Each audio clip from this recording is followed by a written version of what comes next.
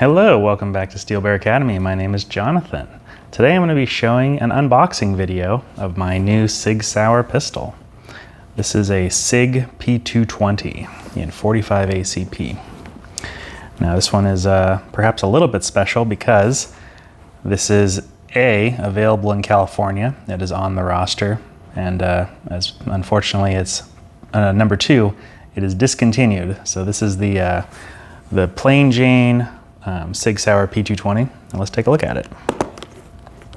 Comes in this nice Sig box.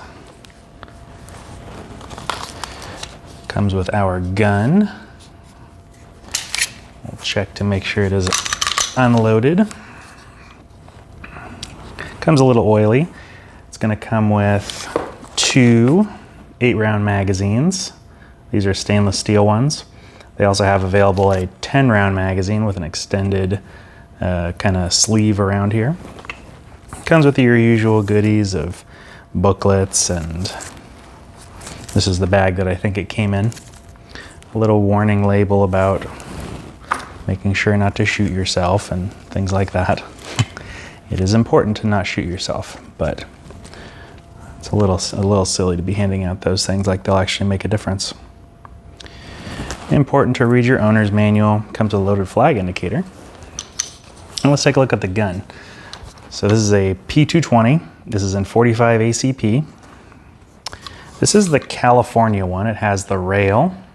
This is called the Nitron, by the way. It has the rail, and it's got Sig Light night sights. So it's got night sights which glow in the dark, which is nice. And they're tritium, not just fluorescent painted. I think there's like 3 or 4 versions of 220 that are available in California. This is kind of the base model. There's a carry model, which just has a shorter slide here. So it kind of ends like about 1 inch or so shorter. And then there's like an Equinox, which has some kind of brushed stainless accents. And I think there's one more. I forget. There are very few options for Sig 220s in California. Something cool about this one, though, is in California we have something called the handgun roster, which you probably have heard of, but if you haven't, basically it means that California is restricted from owning, or I should say purchasing brand new. Most guns that have come out in the last 20 to 25 years, all our guns, if we want to buy them brand new, are like 25 years ago models, with the exception of revolvers, which can actually be put on through the roster. The roster is basically a list of all the guns that we can buy, handguns at least. Long guns are a different story.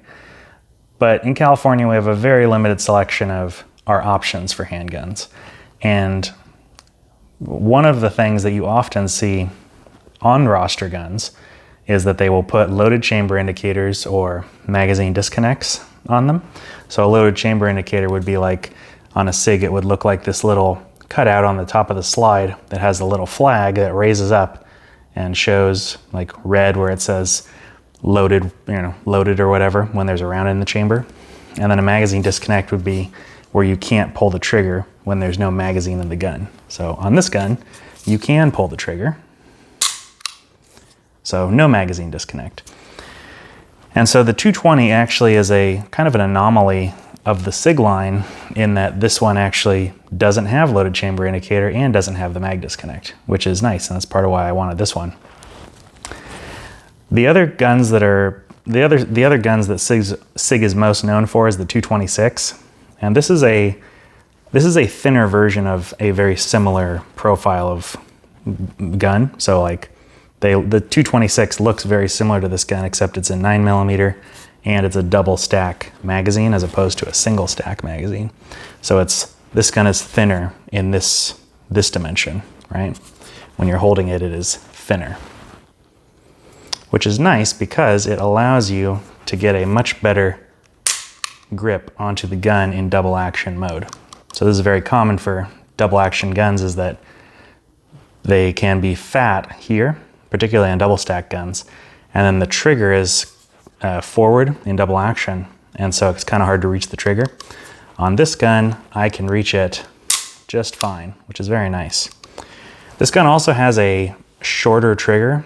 So normal SIG triggers are thicker in this dimension, so it makes the trigger reach a little farther.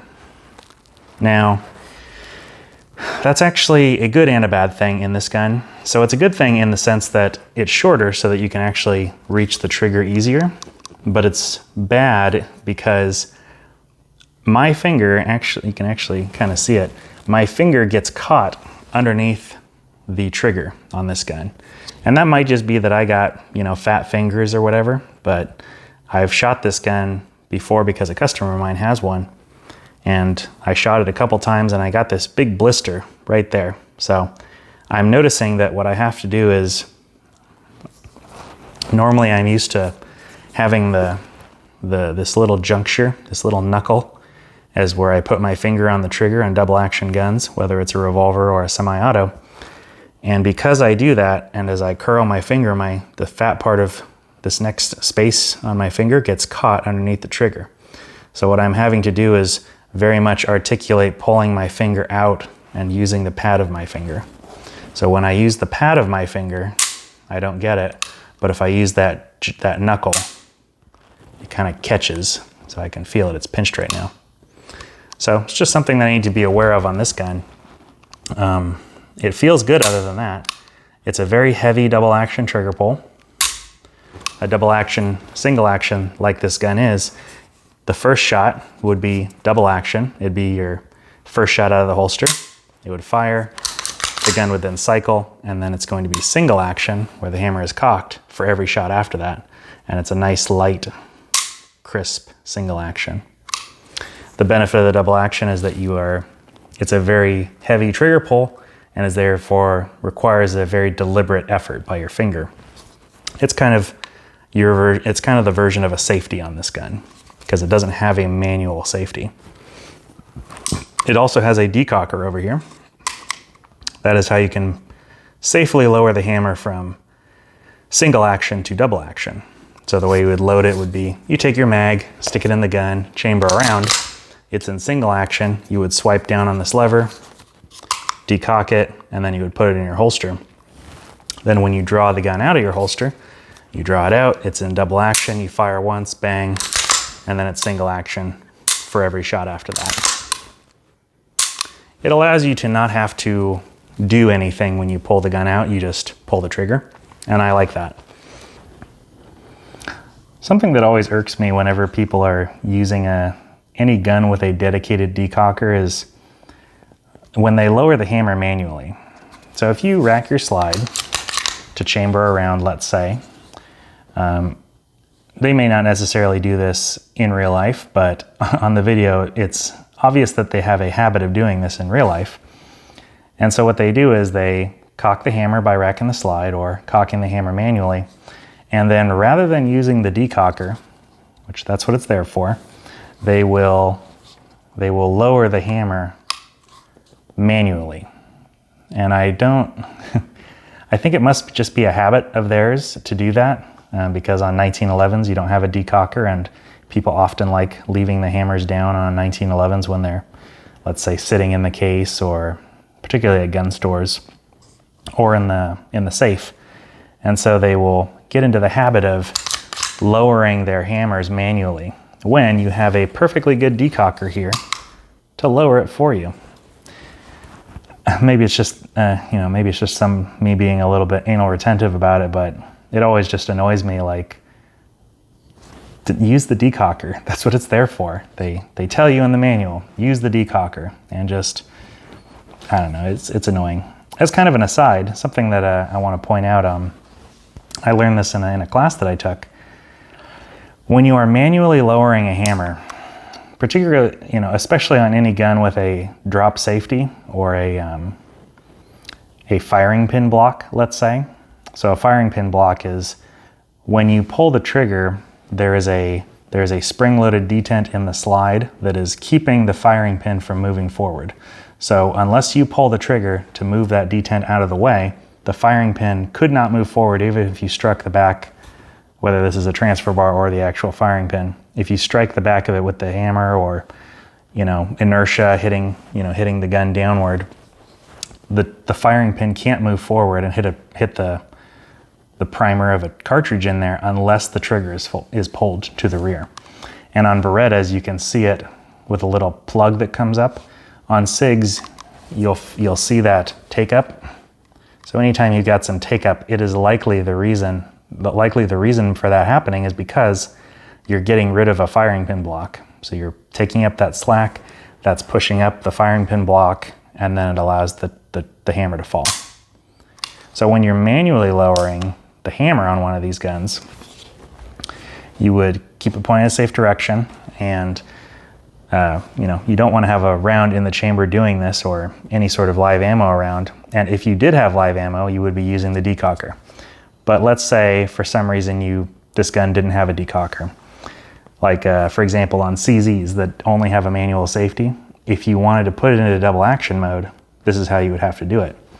So what you would do is you would keep it pointed in a safe direction, very carefully grab the hammer and hold it and make sure it doesn't slip out of your fingers. So I probably don't recommend holding it like this. I would recommend pinching it with the fingers. You're going to hold that tight, you're going to pull the trigger, and then you're going to let the trigger come down, take your finger off the trigger, and then let the hammer go the rest of the way.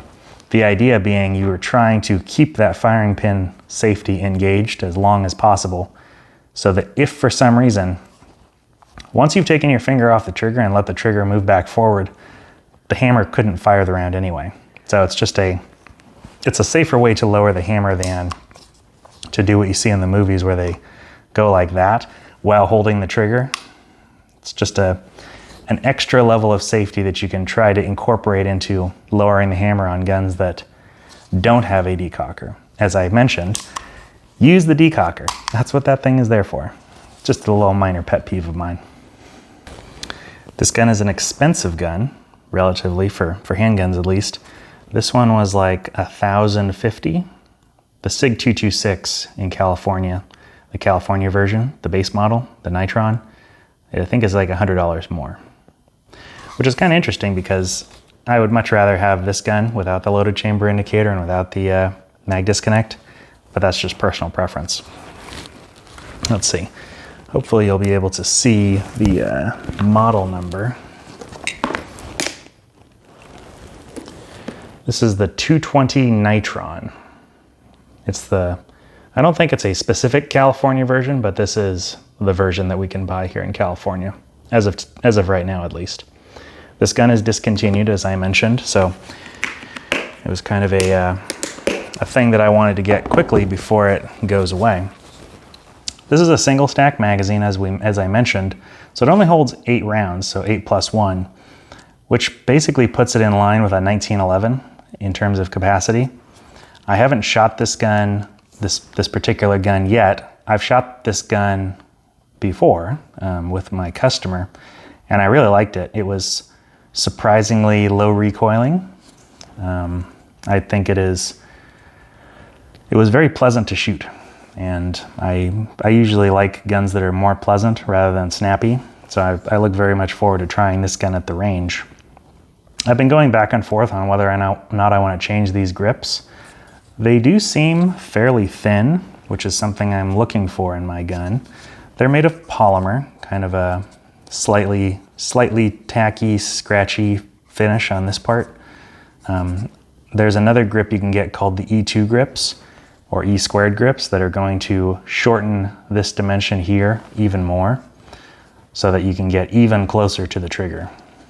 Now, a combination that I might like to do on this gun is to put the E2 grips on and then put the other trigger on, the regular faced trigger, so that I don't pinch my finger fat in it. These are all things that I might do to this gun, but I also might just keep it as it is because I'm very excited about this gun.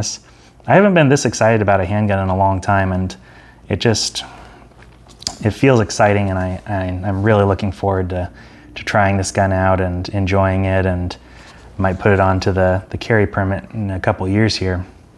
It is very, very exciting. I think I did mention it's kind of expensive. There are many other competitive guns that fit this kind of bill. However, there's no other guns that are really a Sig. A Sig is it's its own category in the price area and the quality area, I would say. I recently just bought a Sig West German 226 also, and that's an older one. And this the reason I mention it is because this is a stainless steel slide, and it's all milled from one big block of stainless steel, which is cool. The West German one is actually carbon steel with an insert here for a breech block, and it's got some other design characteristics. But I've been really enamored with Sig Sauer's quality recently, and you know, I really like my Glocks. I've had probably 6 or 7 Glocks at this point, and I teach most of my students on a Glock, and I think it's a really good gun. However, I think this gun excites me more. I wouldn't say it's necessarily like empirically a better choice, let's say, than you know, any other striker fired polymer guns. It is kind of heavy, you know, it's like, it's stout. I'm gonna guess in the 30s, the 30 ounces area. I don't remember the exact weight, but you know, it's getting up there in weight. It's got an aluminum frame. Something to be aware of on any gun with an aluminum frame is you want to make sure that you keep it well lubed, because your slide rides on aluminum rails. So you got steel riding on aluminum. And anytime you have steel riding on aluminum, you want to be extra careful that you keep those rails nice and lubed. So Mr. Guns and Gear has a great video where he talks about how to clean a Sig Sauer P series pistol. You know, this is probably going to be different on a polymer framed pistol, but when you go to look for used Sig Sauers, there's this great video that talks about basically the way you can tell how much they have been cycled or fired is by taking a look at this rail piece, kind of the underside of this piece of where the rail is, and that tells you the amount of wear that the slide has been rubbing against the aluminum frame.